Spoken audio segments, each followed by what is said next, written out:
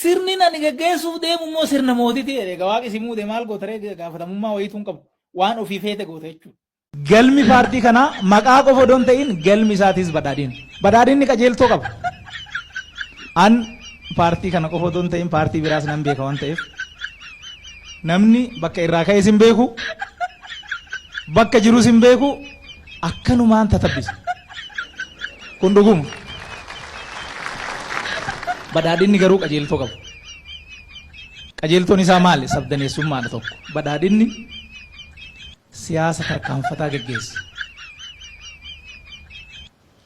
Yeroo amma seennu sanii fi bakki amma jirru wal caala. Akkitti nu amannu. Waan baranne qabna, onnee dabalanne qabna, yaada dabalanne qabna. Guyyaa guyyaadhaan guddata, guyyaa guyyaadhaan barata. Argitanii miti akkatti ol koraa jiran. Kana laaluun hin barbaachisa. Paartiin keenya akkan muummichi keenya biyya meeqa keessaa hidhamaa baasee xayyaara ofiititti baatanii galchan hin beektu miti. Kun kabaja lammiileetiif xiyyeeffannoo kennuu keenyarraa waan madde jechuudha. Amma ifti mul'atee jira.